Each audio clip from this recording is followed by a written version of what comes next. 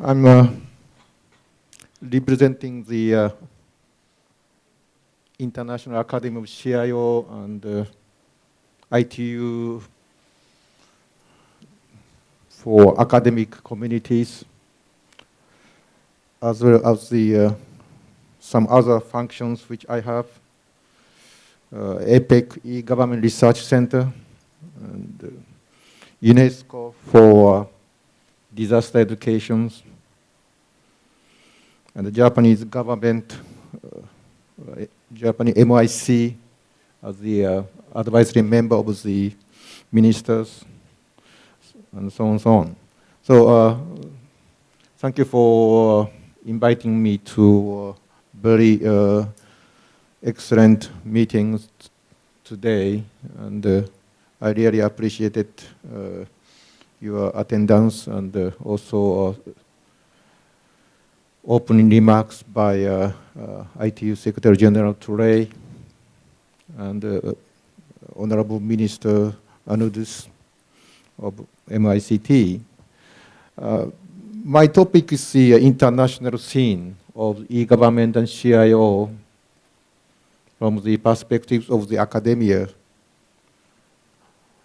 And we can compare with the Smart Thailand, which is a very successful strategies and plan for ICT development in not only in ASEAN but in the world. And I'm very keen to progress of the Smart Thailand from now on. My objective of my presentations has three very small categories. One is for international participant coming to Bangkok. I hope you really understand the real progress of Thai e-government and ICTs. For Thai professionals and CIOs, you may understand the best practice from the presentations of major countries, which will take place until the late afternoon. Also for both group, Thai and international communities, we can understand global new trends. You know, technology is very rapidly progressing, and world innovations is also in the new shape of the ICT communities. So we can really understand both international perspectives as well as the Thai Smart Thailand. I have been to these countries since 1968 when I was a student of the Japanese universities. It's a long, long time ago. Since then, maybe you may be surprised how many times I'm here in Bangkok. It's more than 80 times. And I'm very, very contributed to the Thai International Airlines. You know. So since we have the very limited time to explain about the world trends on e-government, also CIO, I just summarize the 11 new trends which we are thinking about, or each government is taking care. One is very popular now, is the cloud computing. When cloud computing introduced to Japan 6, 7 years ago, nobody understands cloud computing. But now we're using the cloud computing outsourcing systems from the central government to a local government as the usual activities. Big data is also new for most of the countries, but it makes a very good business in the future, I hope, and I'll tell you later again. And BCP for disaster is important in Japan and Thailand because we have many disasters every year. And BCP is the business continuity plan. So we should be very keen to the sustainability of the societies. Even we have some natural disasters or artificial disaster like a cyber attack, some other incidents. Number 4 is the social media. It's really important among the citizens. If we say the e-government for people's citizens should be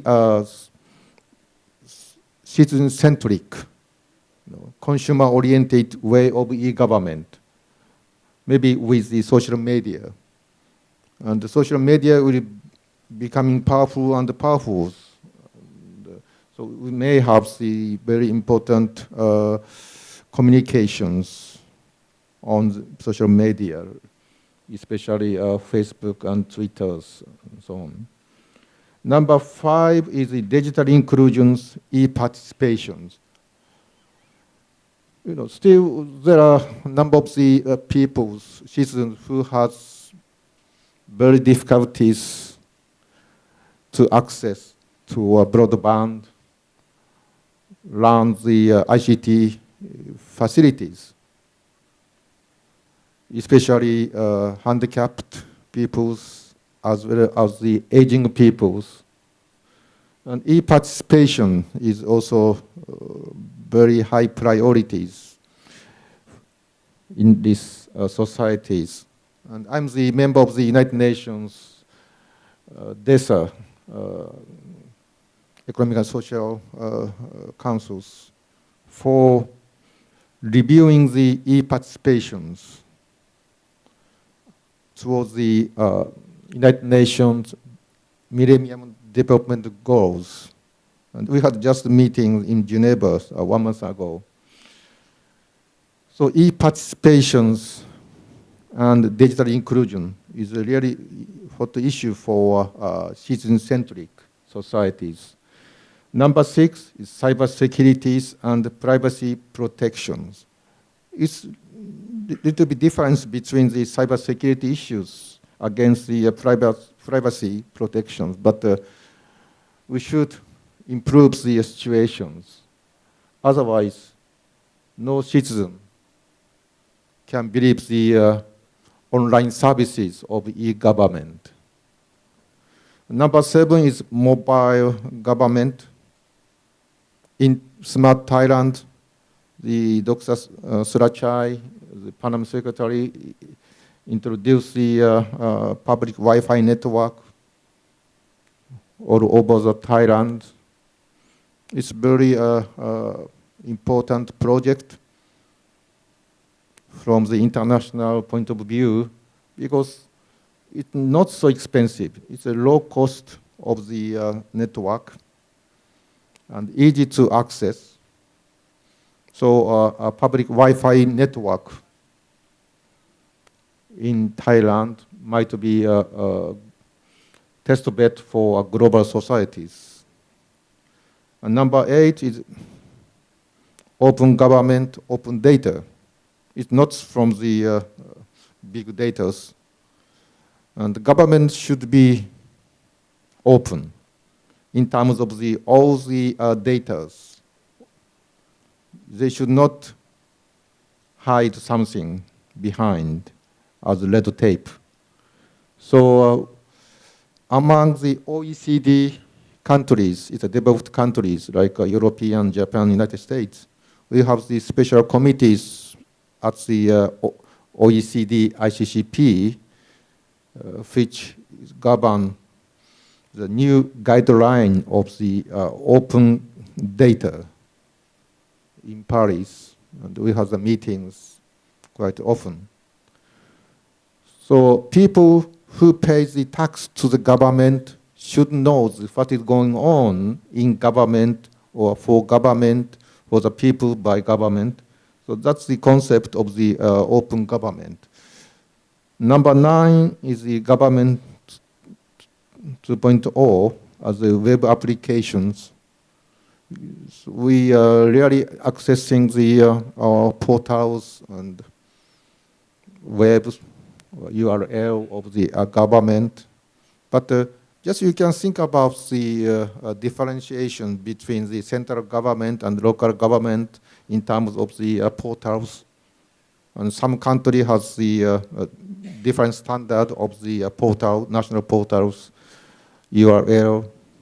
No, very difficult for us to understand the same issues in different countries. So web application should be standardized. That's the issue. And one-stop service, number 10, is another issue. We have the many ministries and agencies and local government. And once we change our address, we have to go to city hall, we have to go to a police office, we have to go to a health office, so on and so on. It takes quite a number of the times. So if we have the one-stop service, it's very efficient for our work and life. So this is the concept, and Singapore is one of the very top nations for one-stop services. And last one is the interoperability and the standardizations. We are traveling a lot from Japan to Thailand many times. If we have the interoperabilities, like a standardization of the passport or custom of the product for export, import, we can shorten the transactions from 3 days to 3 hours. That's a concept for interoperabilities. And in APEC, Asian Pacific Economic Cooperation, we have the project run by the Russians, and I'm one of them to join. And if we have the very good custom system for internationals, all the transaction goods might be more efficient way. So this is a part of the e-government. So I tell you some of them as the priorities. Open government is as the transparency and the public accountabilities. What is the characteristics of open government? One is the agile and friendly access of public services. Second, the real-time government information services. We need the real-time services. We should not wait for 2-3 days to get the answer, to get the application form or something. Also, applications of social networking to enhance interactions. Social network is quite important, I said. Utilization of open data for business. If we have the government data for business, might be a very good market. If you say forecasting of weather, you can get some information from a TV or radio or newspapers, even from government, but they have quite intensive data on weather forecast, climate change, so on. And that should be very important for customers or for the citizens to get the access to this information, not only weather forecast, but the forecast of the earthquake, for example, or river flood. If we can understand the 3 months ago or before, maybe we can prepare the something very efficiently. And application as public-private partnership. E-government is not only for government, should be for the peoples as well. So I should say e-communities with e-government. So that is PPP. And transparency of e-government as e-democracy is very important for open government. And e-democracy, digital inclusion, anti-corruption is part of the transparencies if we can. So these are a new type of the government called open government. And big data of the government, which we can utilize for new industries. You know, as I said, there is huge amount of the data which a government can keep. Some of them is so important, like national securities or diplomacies. Maybe we cannot get it. But any kind of the commercial applications by government information should be open, like e-health, space business, e-government, disaster management. Because private sector sometimes very, very efficient to work on vis-a-vis government. So private sector can work for government if they have the big data.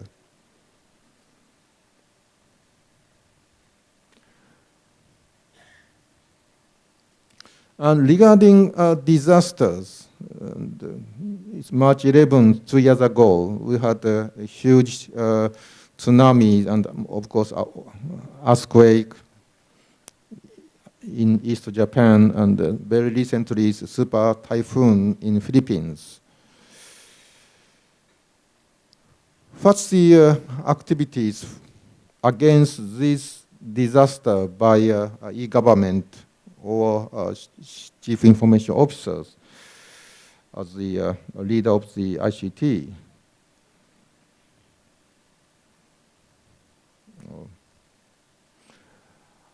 The one important role of e-government for disaster preparedness and management is the BCPs, business continuity plans, and asking the private sectors for supply chain as the disaster management.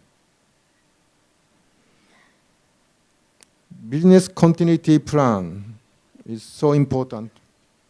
You know, once we have the river flood or earthquake or typhoons,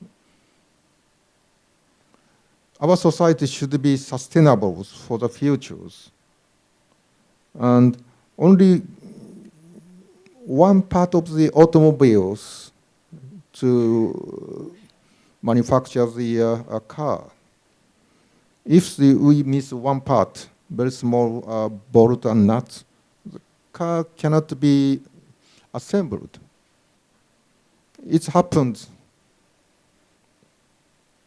when we had the river flood of the Thailand, because many Japanese companies here in Thailand have the trouble with getting the recoveries for months.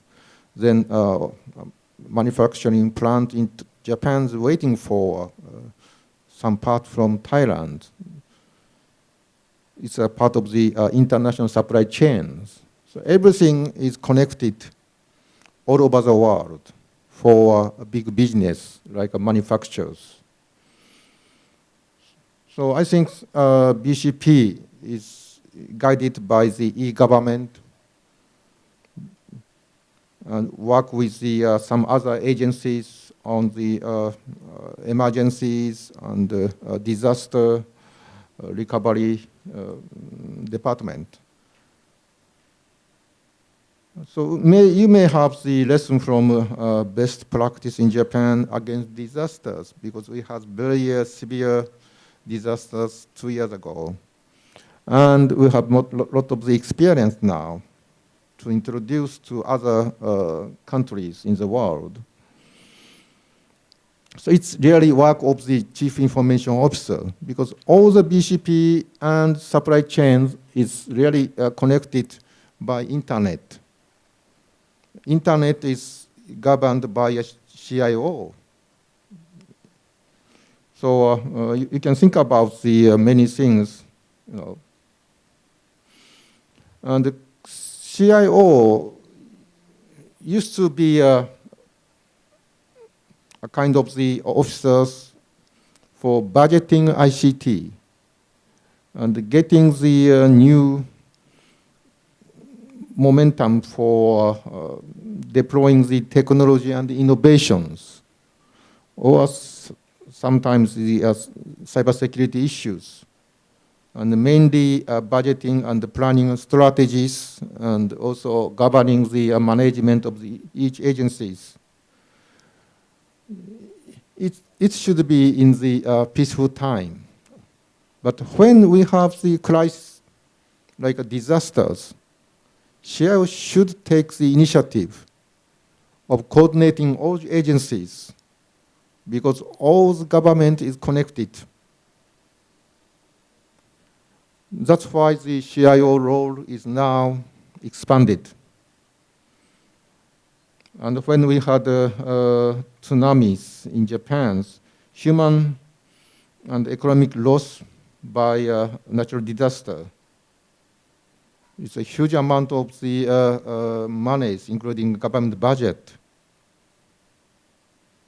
And one of the data showing the our tsunamis, because the 3/11 disaster, cost $50 billion in national economies. If we have very excellent e-government before that, maybe we can reduce the cost of the damage as a preparedness. So just I'm really asking all the audience to think about the CIO for crisis management. And therefore, the qualitative change of the role of CIO is very eminent.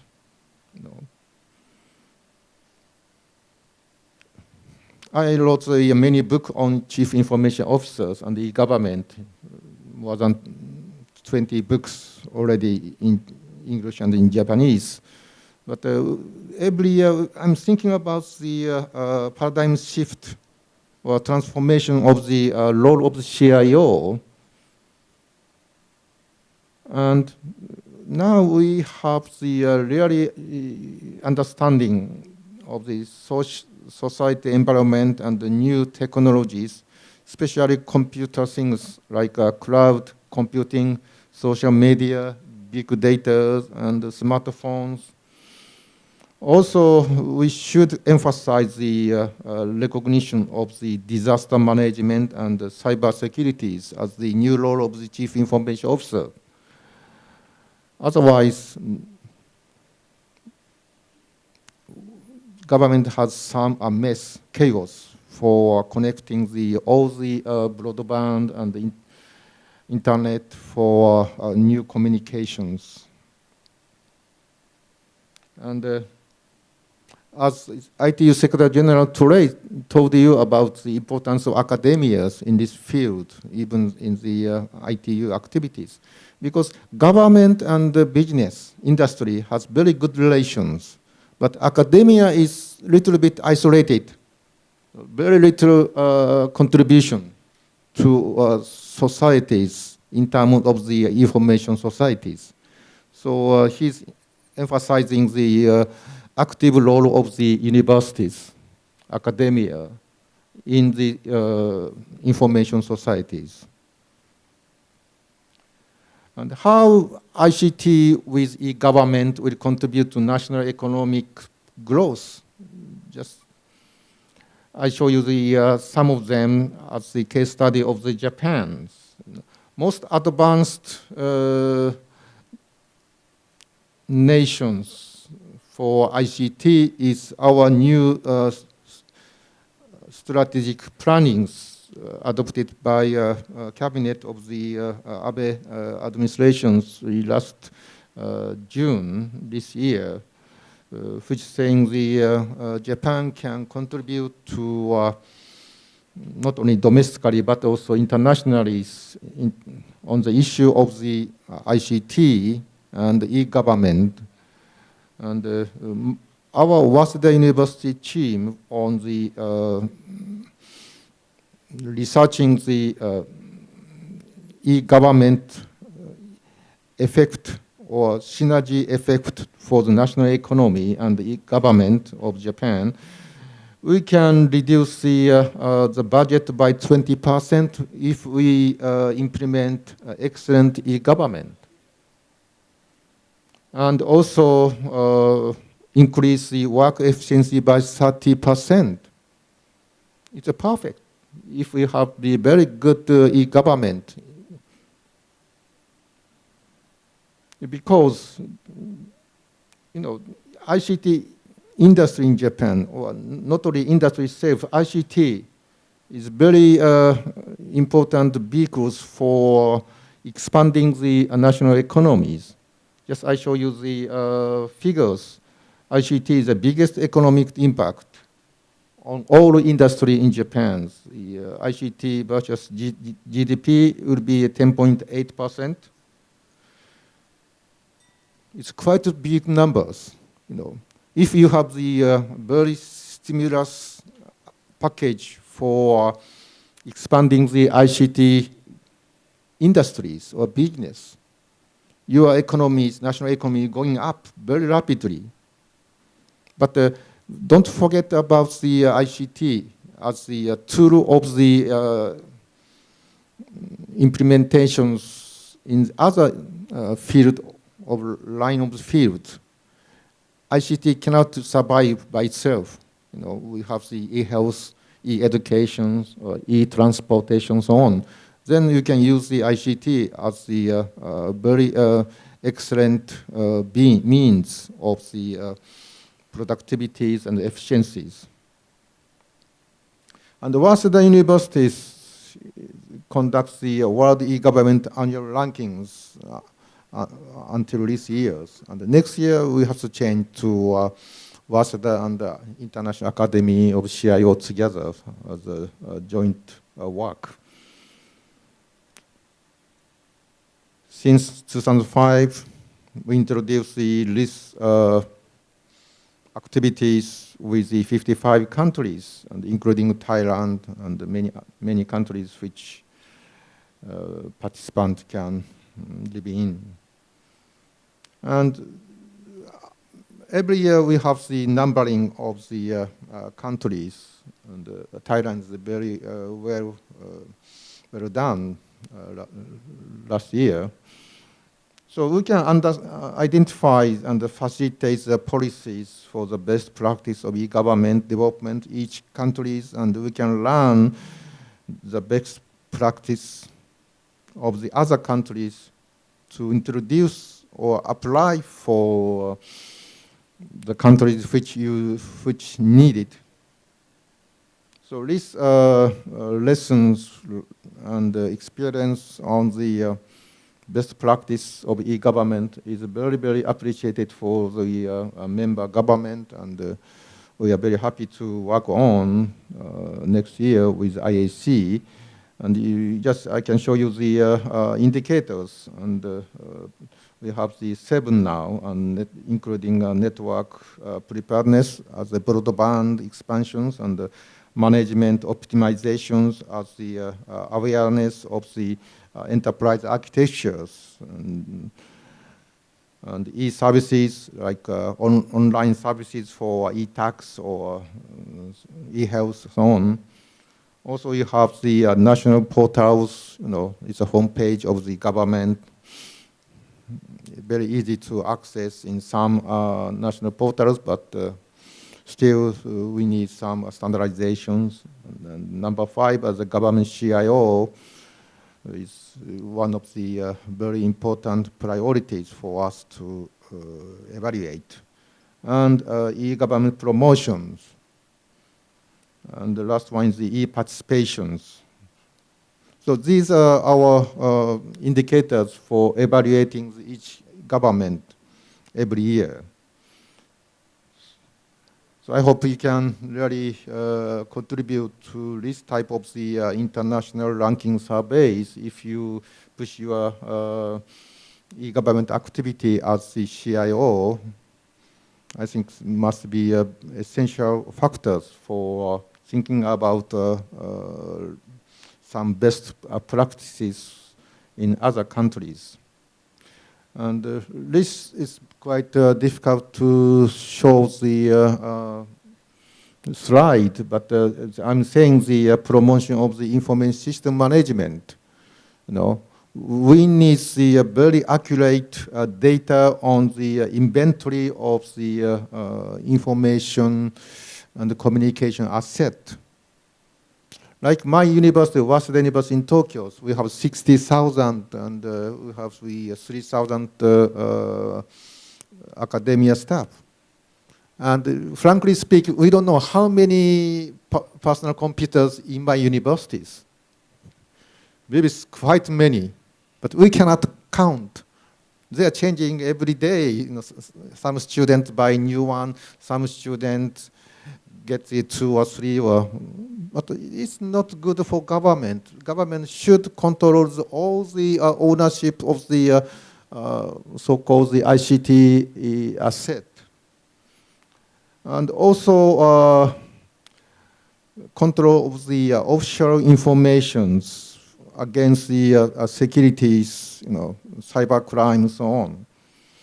And it's quite easy for us to say, you know, security issues, cyber security issues is the some problems by the computers.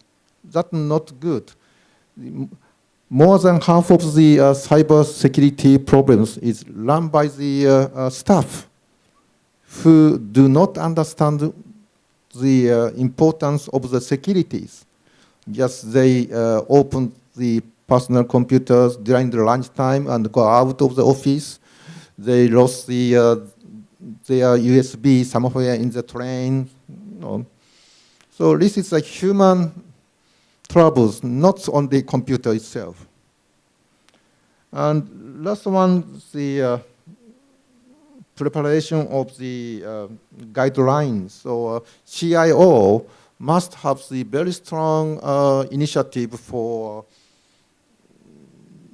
so-called the ICT asset management, you know, databases and against the security issues on. So in that sense, we need the schedule as the workload to overcome these issues in e-government information system management. Okay, so since I don't have enough time, so I give you the conclusions. And as I said already, so just I summarize some of them. So e-government strategies at national and local linkage is very important. Except you know, some very complicated countries or very simple government structure, but usually we have national, central government and the local government has some misunderstandings on the communications for e-government or the separated budget for two entities. You know. So we need really clear timeline roadmap in connected societies, like seamless organizations or online services or interoperabilities. And second is a shared administrative system within the central government with implementation of one-stop service and interoperabilities. You know, that's the world trend. So CIO must think about the installations of these activities. Third one is the training for ICT manpowers. The key to adopt new technologies such as cloud, big data, BCP, and cyber securities. So we need the really a good, excellent training systems, courseware. You know, everybody busy and everybody knows they should be trained because we have new technologies very rapidly to be deployed. So we need systematic capacity buildings. And APEC has the project which contains the capacity building for CIO 3-4 years ago, and I'm the co-chair of the project. But each government has a very excellent CIO systems, so we can share the some international standard of the courseware for capacity building, because we need the more expert to accommodate the new technologies, emerging technologies. And also international cooperation for best practices and lessons from other countries. And open government, open data for transparency and business, which I already explained. And effective evaluation system using PDCA cycles and enterprise architectures. We are doing the many important e-government activities, but we need the effective evaluation systems for them, like PDCA, evaluating the starting from a plan and act, and do and check and actions. This PDCA is very common in Japan now. And also need of the excellent government CIO as ICT leaders. We say Chief Information Officer. Chief means the top of the organizations for ICT activities. So if we don't have the conductor at the concert, it's a chaos on the concert. So CIO is conductors for government ICT activities.